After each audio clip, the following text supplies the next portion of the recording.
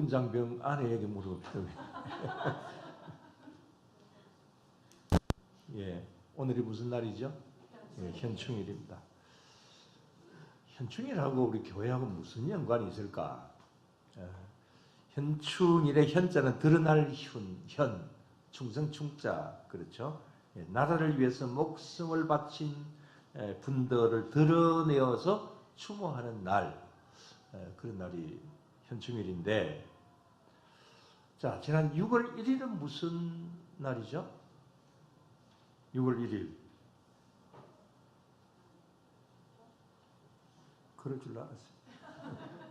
저도 잘 몰랐습니다. 칼렌더를 보니까 의병의 날 그렇게 되어 있어요. 뭐 우리나라만큼 의병이 많이 일어났던 나라도 없다고 할 정도로 우리나라는 의병이 굉장히 많이 일어났죠. 의병의 날입니다. 6월 10일은 무슨 날이죠? 60민주항쟁 기념일입니다. 그 다음에 6월 25일은 잘 아시는 대로 6.25 전쟁이 일어난 지 72년, 1년이 되는 날이 오는 6월 25일이 되겠습니다. 그래서 이런 민족의 아픔과 나라를 위해서 목숨까지 바친 그런 그 분들을 생각하자는 의미에서 6월을 호국 보훈의 달, 그렇게 지정을 했죠. 근데 이런 날들이 현대를 사는 우리들에게 얼마만큼 가슴으로 와 닿느냐 라고 하는 그런 면에서 본다고 한다면 그 사이렌이 왜 우는지도 모르는 어떤 이런 현상, 그야말로 이런 현충일 같은 것은 굉장히 우리의 마음으로 느껴져야 되고 정말 나라를 위해서 우리도 무엇인가 한번 해야 되겠다 이런 생각을 가질 수도 있어야 되는데 뭐 별로 그런 것이 없죠. 저도 그래요. 왜냐하면 이 60 항쟁 기념일을 제외하고는 저희 세대하고는 관계없는 그런 과거의 일들이기 때문에 그렇습니다.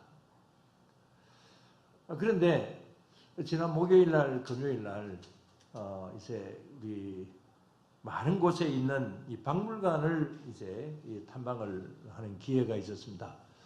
뭐 다른 박물관이 아니라 우리 기독교적인 어떤 박물관 뭐 이런 것을 가다 보니까 전남도 가려고 했는데 전북 지역에만 갔다 왔습니다. 그건 우리 주기철 기념관을 이제 박물관으로 성격을 하고자 하는 그런 측면에서 한번 쭉 견학을 하게 된 것인데, 제가 가서 깜짝 놀란 것이 있습니다. 그것은 과거에 어떤 이 박물관에 소장이 되어 있는 여러 가지 일들, 뭐 조선시대 말엽이나 그 다음에 또 이제 그 일제 36년 동안의 기간이나 그 다음에 6.25 때나 이런 면으로 목숨을 바치고 그 다음에 선구자적인 역할을 한 그런 그야말로 호국 선열들이 거의 대부분 우리 기독교인들이었다라고 하는 거죠. 저도 웬만큼은 좀 안다고 생각을 했는데 가서 현장을 가서 보고 자료들을 보고 이러니까 야, 정말 이건 우리 근대사회에 있어서 나라를 위해서 충성하고 헌신하고 목숨을 바친 그런 최일선에 서 있는 사람들은 바로 우리 기독교인들이었다. 이런 측면들을 생각을 하면서 그야말로 현충일의 절반은 바로 우리 기독교적인 의미가 있다. 이렇게 생각이 되더라고요. 아무튼 오늘 이제 현충일이고 이제 이 나라를 위해서 목숨을 바친 그런 호국 선열들을 생각하는 그런 달입니다. 그러나 지금까지 말씀을 드린 것은 직접 눈에 보이는 전쟁이나 그 다음에 투쟁의 역사 속에서 일어났던 그런 일들이고, 이것은 또 과거의 일들이라 우리가 이렇게 생각을 해볼 수 있습니다만은, 오늘 이 시간에 저와 여러분들이 생각해 보고자 하는 것은 뭐 6월달이 되면 이런 비슷한 말씀들을 많이 드리고 또 이런 이유에 전에도 말씀을 드렸던 내용도 또 오늘도 드리기도 합니다만은, 우리는 늘 항상 전쟁터에 있다고 해도 과언이 아닙니다. 자, 우리는 전쟁터에 있습니다. 그렇다고 해서 총과 칼과 창을 가지고 싸우는 그런 전투가 아니라, 자, 오늘 여기 3절, 4절 말씀해 보면 3절, 4절 어떤 말씀이 있습니까? 우리가 육신으로 행하나 육신을 따라 싸우지 아니하노니 우리의 싸우는 무기는 육신에 속한 것이 아니요 오직 어떤 견고한 진도 무너뜨리는 하나님의 능력이라 모든 이론을 무너뜨리며 그랬습니다. 자, 오늘 여기 말씀해 보면 싸운다 그랬어요. 싸운다. 우리는 전쟁터에 있다는 겁니다. 근데 이 싸움은 육신에 속한 것이 아니라 어떤 전투라고 하는 의미겠어요? 영적인 전투. 영적인 전투를 이야기를 하고 있는 겁니다. 그리고 이 전투는 끝이 없습니다. 하나님 부르실 때까지 계속됩니다. 그래서 우리는 평생 동안 항상 영적인 전투의 현장 속에 있는 겁니다. 근데 어떤 전쟁도 마찬가지지만은 이 전쟁에서는 우리가 이겨야 되는 거죠. 전쟁에는 2등이 없습니다. 항상 이기는 싸움을 해야 됩니다. 그래서 오늘 여기 본문을 보면 적은 계속 무조건 무너뜨려야 된다.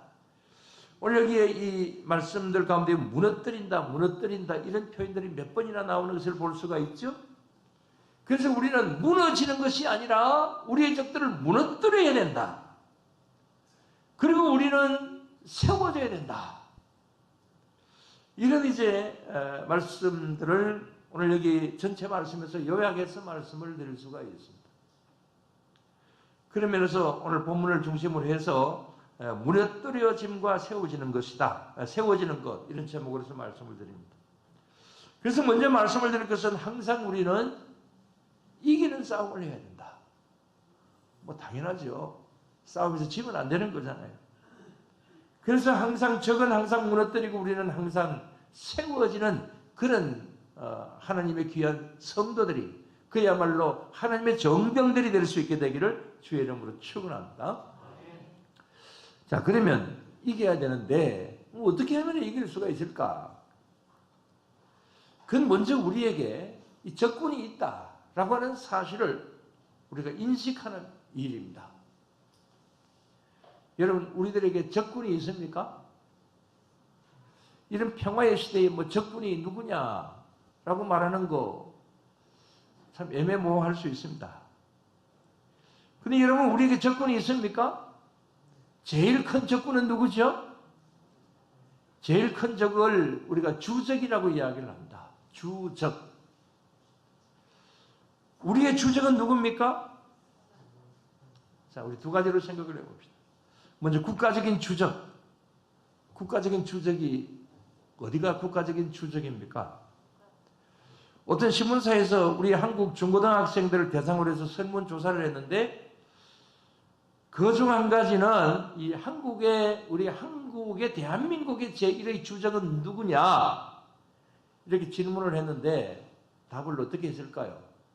자, 한번 보여주세요. 저기 보입니까? 주적 1위 맨 위에 보시면 됩니다. 어딜까요? 일본을 주적이라고 중고등학생들이 답을 했습니다. 31만 2,945명이 일본이라고 답을 했고, 그 다음에 2위는 북한 5,412명이 이제 북한이다 그랬고, 그 다음에 중국이 1,380명이었다고 합니다. 자, 장로님 죄송합니다. 자꾸. 장로님은 주적이 요 세 나라에서 어디라고 생각하십니까? 북계. 북한도 아니고 북계. 이쪽에는 어디입니까? 일본입니까? 자, 이렇게 우리 어른들이 생각하는 그 주적의 개념하고는 완전히 좀 다른 어떤 그런 면을 좀 볼 수가 있죠. 또 이 조사에서 만약 전쟁이 일어난다고 한다면 어떻게 하겠느냐 그렇게 물었더니 우리 중고등학생들 58.8%가 외국으로 도망가겠다 이렇게 답을 했다고 합니다. 우리 여기 있는 학생 청년들은 아니죠? 만약에 전쟁이 일어난다고 한다면 어떻게 하겠습니까? 뭐 학도병으로 가야 되겠다 그런 생각을 하지 뭐 안 해도 될 것입니다만은 도망은 안 쳐야 되겠죠? 우리 아들은 도망쳐 있습니다. 자, 아무튼 주적이 누구냐? 가장 큰 적이 누구냐? 자, 여러분들은 누구라고 생각을 하십니까? 근데 요즘에 주적이라고 하는 말은 거의 사라졌습니다. 한때 북한이 주적이냐? 이것 때문에 정치권에서 뭐 논란이 많이 벌어진 다음에 북한이 주적이다. 이 말은 사실은 지금 이제 사라졌어요. 그런 말 하면 조금 좀 이상하게 됩니다. 요즘은. 그러나 이런 호국 봉헌의 달만큼이라도 우리는 이 북한이 어떤 존재인가 이런 것을 적어도 몰라도 이 6월 한 달만이라도 우리는 좀 북한의 존재에 대해서 좀 생각을 하면 좋겠습니다. 한마디로 너무 모릅니다. 전에 정부 기관의 설문조사에 의하면 우리 청소년들의 절반 이상이 6.25가 몇 년도에 일어났는지 모른다고 합니다. 모르죠. 몇 년도에 일어났는지. 현충일이 무슨 날이냐고 했더니 이순신 장군이 태어난 날이다. 그렇게 답을 했다고 합니다. 아마 그 현충사가 이순신 장군을 그 사당 현충사이기 때문에 뭐 그렇게 답을 할 가능성이 참 많이 있겠습니다. 그러나 참 염려스러운 점들이 좀 있습니다. 뭐 그렇다고 해서 과거사에 얽매여서 우리가 살자 그런 이야기는 아닙니다. 그러나 이제 우리가 과거의 역사 속에서 현재를 어떻게 살아가야 될 것인가라고 하는 교훈을 얻어야 되는 것은 분명한 사실이죠. 그러나 우리가 과거를 잊고 삽니다. 아주 멀리 있는 아주 옛날의 과거사를 우리가 뭐 지금 이제 많이 생각을 하고 할 것은 아니지만 그야말로 우리 현대 이 최근래에 일어난 것만큼이라도 우리가 좀 기억해야 되지 않겠어요? 그래서 천안함이나 연평도 사건 같은 것은 현대를 사는 우리들은 잊어버리면 안 되는 거죠. 특히 우리 진해 땅에 사는 우리들은 우리 해군의 본영에서 사는 우리들은 천안함이나 연평도 사건 같은 것은 잊어버리면 안 되잖아요. 군에 있는 여러분들. 제 말에 동의하십니까? 괜히 저만 지금 열이 나가지고. 근데 이건 나라만 그런 것이 아니라 우리의 영적인 신앙생활도 역시 마찬가지입니다. 아니 어쩌면 이건 우리가 가장 심각하게 여겨야 될 그런 일이기도 합니다. 왜냐하면 우리 옆에는 확실한 주적이 있기 때문에 그렇습니다. 언제나 우리를 따라다니는 주적 누굽니까? 우리의 원수 마귀 사탄입니다. 이 주적인 원수 마귀 사탄은 어떤 존재입니까? 오늘 여기 본문 4절 말씀에 보면 견고한 진이다 이렇게 표현하고 있습니다. 뭐 견고한 진 여기에 대해서 말씀을 드릴 때가 많이 있기 때문에 오늘도 그 말 하냐 이렇게 여러분들 생각을 하실 수도 있습니다만은 그러나 영적인 전투에서는 이거 우리가 빼놓을 수가 없습니다. 견고한 진이 뭡니까? 헬라어로 오키로마라고 하는 말인데 요새라고 하는 말입니다. 아주 단단한 성, 쉽게 공격할 수 없는 무너지지 않는 성 이런 것이 견고한 진입니다. 근데 오늘 여기 본문의 이 주석들을 보면은 성경을 해석을 해놓은 것을 보면 잘 무너지지 않는 성 이렇게 이제 표현을 하고 있고 사단이 지배하는 견고한 성과 진 이렇게 또 해석을 해놓고 있습니다. 한마디로 사단은 난공불락의 성과 같은 그런 견고한 진을 쌓는다라고 하는 그런 말입니다. 그럼 어떤 방법으로 싸울까요? 자, 한번 봅시다. 견고한 진 형성 과정. 견고한 진이 어떻게 형성되고 그 과정이 어떨까? 뭐 밑에 쭉 설명들이 있습니다만 뭐 생각하기로 하고 우리가 아주 좋아하는 복을 받는 그 복의 통로를 막는 것이 견고한 진입니다. 그래서 왜 견고한 진이 저렇게 형성이 되는가라고 하는 것도 뭐 앞으로 좀 말씀을 드리기로 하고, 그야말로 저런 견고한 진이 우리들에게 형성이 되게 되면 우리에게 심각한 문제가 생겨지게 된다는 겁니다. 하나님의 복을 받을 수 있는 그런 길이 막혀져 버린다고 하는 겁니다. 그렇기 때문에 우리는 어떻게 해야 될까요? 이것을 무너뜨려야 되는 것이죠. 없애버려야 되는 것이죠. 자, 그러면 이 무너뜨려야 될 견고한 진인 이 사단이 어디에 있을까요? 여러분, 사단 보셨습니까? 사단은 내 안에도 있습니다. 우리들의 주변에 굉장히 많이 있습니다. 자, 먼저 내 안에 있는 것을 한번 생각을 해봅시다. 사단이 내 안에 있다. 자, 오늘 본문 4절 말씀을 보면요, 모든 이론이라고 하는 말씀이 있습니다. 5절에 보면은 모든 생각, 6절에 모든 복종하지 않는 것, 이런 말씀들이 나옵니다. 자, 여기 모든 우리 모든 일들 속에서 사단은 어떤 이론을 가지고 우리들을 공격을 합니다. 어떤 우리들이 가지는 생각을 가지고 우리를 공격을 합니다. 하나님 앞에 복종하지 못하도록 막습니다. 그래서 사단은 이런 것을 가지고 내 안에서 견고한 진을 형성을 한다는 겁니다. 그래서 하나님 앞에 가까이 나가지 못하도록 하나님과 나 사이를 막아버리는 이런 어떤 역할들을 사단은 끊임없이 한다는 겁니다. 그리고 지난주 수요일에 책 몇 권을 소개를 해드렸습니다. 사라고 소개한 것이 아니라 제목만이라도 말씀을 드리기 위해서 이제 말씀을 드렸는데, 그 중에 하나 한번 봅시다. 자, 지난 수요일 날 나오신 분들 기억하십니까? 기억하십니까? 제가 그걸 물었죠.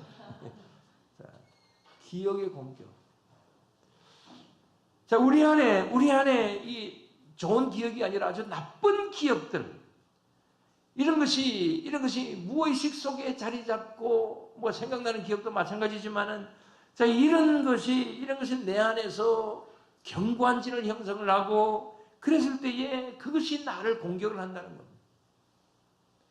그래서 내 마음에 못을 받고, 마음이 병들게 만들고, 나에게 트라우마가 생겨지게 하고, 그래서 내가 나를 더 아프게 한다, 뭐 이런 책도 있었잖아요. 그래서 끊임없이 우리를 공격을 합니다.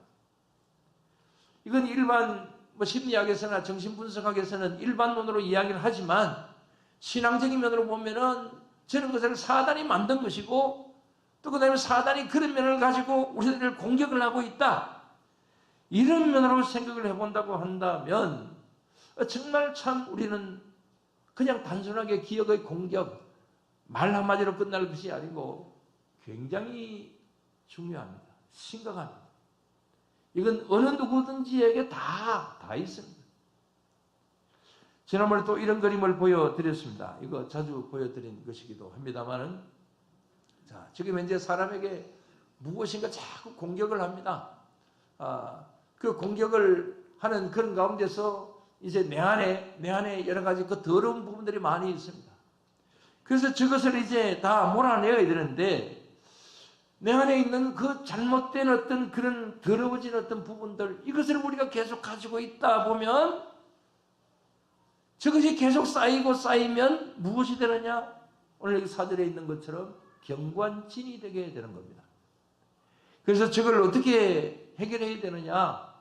강한 성령의 기름 부으심으로 이제 이것을 우리가 물리쳐야 되는 것이고, 또 그럴 때에 영적 충돌 현상이 생겨난다, 뭐 이런 말씀들을 전해 드린 적이 있습니다만, 자, 아무튼 이 견고한 진, 이것은 한 자리에만 머물지는 않습니다.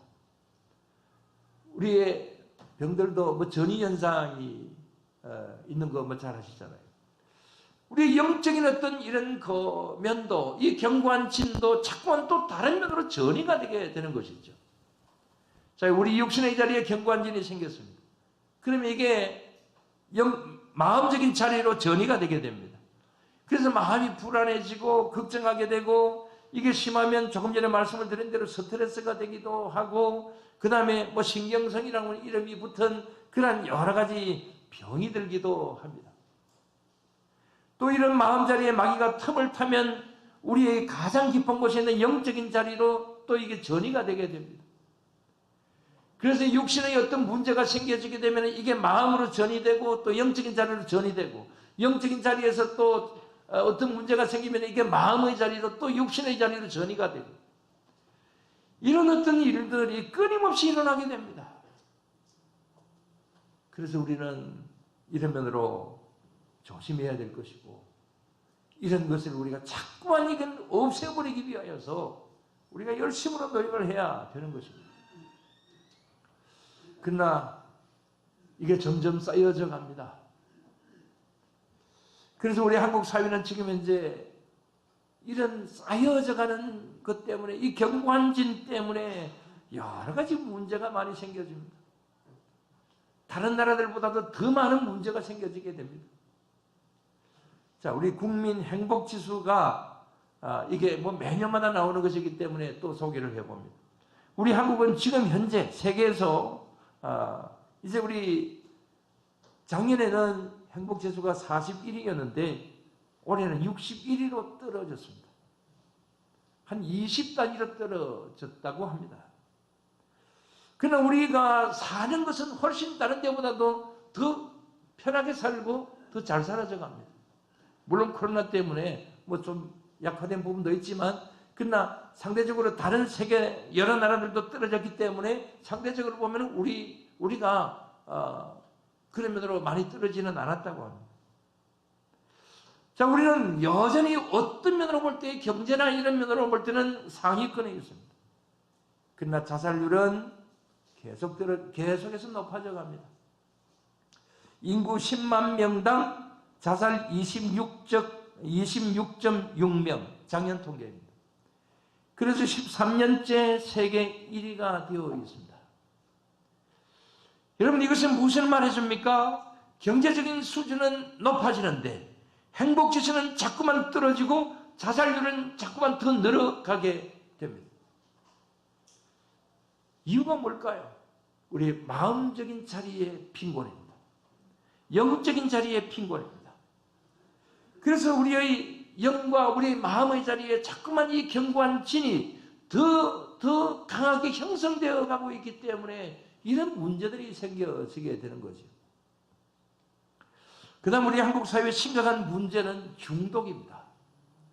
가끔 말씀을 드릴 때가 있습니다만, 이 중독이라고 하는 말 자체가 다른 말로 견고한 진이라고 이렇게 말을 할 수 있습니다. 온갖 중독이 다 있습니다.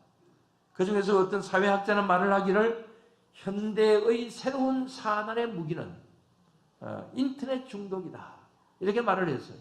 이 사회학자가 우리 믿는 사람인 것 같습니다. 그래서 새로운 사단의 무기는 인터넷 중독이다, 이렇게 이야기를 했는데, 우리나라 청소년 중에 이 인터넷에 중독된 자가 우리 지난주 신문에 보니까 18만 명으로 되어 있었습니다. 특히 지난해보다도 코로나 때문에 4.4%가 증가했다고 나와 있습니다. 청소년 중에 그렇다라고 하는 겁니다. 특히 청소년들 중에서 가장 증가한 학년이 어디냐면 중학교 1학년이었습니다. 중학교 1학년이 가장 많이 증가를 했다고 합니다. 중학교 1학년 손 들지 마세요. 그래서 지난 주간의 신문을 보니까 청소년 5분의 1이, 전체 청소년 5분의 1이 스마트폰 중독 위험군에 있다, 이렇게 통계를 내어놓았더라고요. 우리 이 자리에는 뭐 스마트폰 중독자는 없죠? 심각해서 아무 대답도 없습니다. 근데 단순한 인터넷만 하면 문제가 아닙니다. 문제는 그 인터넷 안에 있는 온갖 이상한 유해 사이트가 다 있다는 거죠. 안 들어가 봤습니다. 예를 들어 요즘 영화관에 음란 도색 영화가 거의 없어졌습니다. 주로 이런 어떤 폭력성이나 그 다음에 뭐 음란 그런 것이 19금이라고 그러죠. 19살 이상은 못 본다, 그런 것인데 19금 영화가 거의 나오지 않습니다. 왜냐하면 그런 영화 잘 안 본대요. 나오는 것은 뭐 폭력 영화는 많이 나오는데 음란 영화는 거의 안 나온답니다. 좋은 현상이죠. 근데 좋은 현상이 아니랍니다. 왜냐하면 인터넷 음란 사이트에 들어가면, 전에도 그런 말씀드리겠지만 음란 사이트에 들어가면 그것보다도 뭐 19금이 아니라 뭐 24금, 그보다 훨씬 더 화끈한 것들이 많이 있는데 뭐 극장 영화에 나오는 음란물 시시해서 안 본답니다. 그런가요? 하승식? 아니죠? 우리 손자 손녀들은 절대 아니. 거기까지만. 근데 문제는 부모의 90%가 내 아이는 괜찮다, 이렇게 생각을 한다는데 더 문제가 있습니다. 내 아이는 괜찮다. 여러분 그렇게 생각하지 마세요. 자칫 잘못하다가는 사단에게 내 아이를 빼앗길 수 있는 가능성도 많아요. 자는 아이 다시 한번 살펴보고 안 자는 아이는 뭐 하는가 한번 살펴보시기를 바랍니다. 그리고는 기도하시기를 바랍니다. 아까 5분의 1이 중독성이라고 그랬습니다. 그게 그 수치에 가까이 가고 있다고 그랬습니다. 정말 우리 자녀들을 위해서 기도할 이유가 있습니다. 기도해야 됩니다. 자, 이렇게 보면 안전지대가 없습니다. 숨을 곳이 없어요. 그래서 우리 삶 전체가 전쟁터입니다. 내 자신도 전쟁터에 있고 내 가정도 내 직장도 심지어 우리 교회도 사단과의 전쟁 늘 항상 있습니다. 그러므로 여러분 어쨌든 이기셔야 됩니다. 이기시기를 바랍니다. 사단이 1등하고 내가 2등하고 그러면 안 되는 거죠. 항상 전쟁에서는 내가 1등할 수 있게 되기를 주의 이름으로 간절히 부탁을 드립니다. 싸워서 이겨야 되는 겁니다. 자, 그러면 어떻게 이길 수가 있습니까? 오늘 보면은 이것을 영적 전쟁이라고 그랬습니다. 그래서 3절에서 4절 싸운다고 그랬고, 하나님을 알고 믿는 것에 대적하는 자들을 무너뜨려야 되고, 그래서 무너뜨려서 그것을 사로잡아서 예수 그리스도에게 복종하게 만들어야 된다 그랬습니다. 그러면 사로잡고 무너뜨리는 그 중요한 방법이 뭡니까? 오늘 4절에 보면은 그것을 무슨 능력이라고 그랬습니까? 하나님의 능력. 그렇습니다. 사단이 아무리 공격을 한다 할지라도 공격하면 내 힘을 가지고는 이길 수가 없어요. 그러나 나에게는 든든한 백그라운드가 있습니다. 누가 계십니까? 하나님이 계십니다. 하나님의 능력으로 사단의 이 모든 공격을 막아낼 수가 있는 것이죠. 그래서 하나님의 능력을 절대적으로 의지하시기를 바랍니다. 기도하시기를 바랍니다. 그럴 때 우리는 이길 수가 있습니다.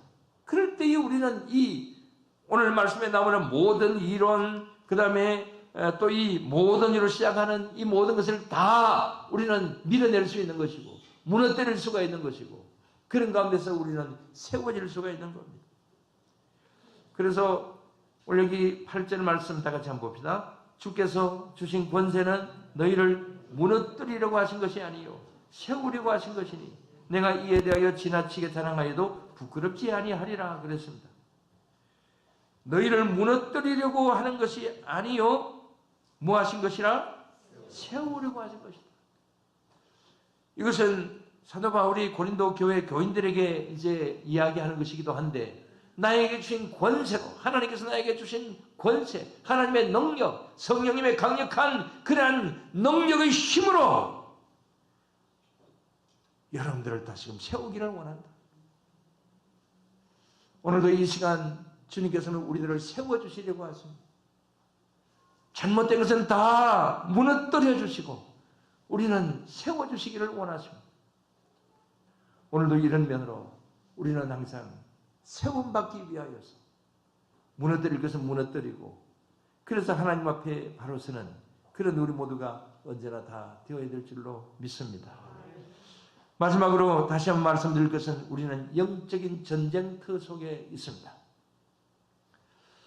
그렇기 때문에 우리는 우리의 마음속에 자꾸만 가져다주는 이 모든 영적으로 또 마음적인 이 쓰레기들을 자꾸만 우리는 이것을 버려서 제거하고 견고한 진을 형성하지 못하도록 우리는 맞고 또 막아야 되는 것이죠. 절대로 우리는 무너지면 안 됩니다. 우리는 무너뜨려야 됩니다. 그래서 무너뜨리는 그 가운데서 내 인생이 세워진다. 이 사실을 여러분들 꼭 기억을 하시고, 그래서 견고한 사단이 가져다주는 견고한 진이 있다고 한다면 그것을 헐어버리고 부수어버리고 다 우리가 하나님 안에서 다시금 새롭게 항상 세워지는 그런 가운데서 주님 안에서 늘 항상 승리하는 삶을 살아가는 그런 우리 모두가 다 되어야 될 줄로 믿습니다. 기도드리겠습니다. 하나님 아버지 감사를 드립니다. 주님, 저희들을 예수님 믿게 하여 주시고 예수님 안에 살게 하시고 하나님의 능력에 붙잡혀서 살아갈 수 있도록 하여 주신 것 감사를 드리옵나이다. 그러나 사단은 끊임없이 우리들에게로 찾아와서 우리들에게 정말 하나님을 바라보지 못하도록 막는 그러한 잘못된 것을 자꾸만 뿌리고 심고, 그래서 결국은 그 가운데서 견고한 진을 만들려고 하는 그런 시도, 오늘도 내일도 계속되는 가운데 있을 때에 주님 저희들을 도와주시옵소서. 저희들과 함께하여 주시옵소서. 이것을 이겨나가고 부수어 나가는 그런 것이 쉬운 일은 아니지만 성령 하나님의 강력한 능력을 힘입어서 이 모든 것을 이겨나갈 수 있는 믿음의 정병이 되게 하여 주시옵소서. 그래서 하나님 앞에 더 바른 모습으로 설 수 있게 하시고 영광을 돌려드리는 저희들의 삶으로 늘 항상 저희들을 이끌어 주시옵소서. 함께 하시고 도우실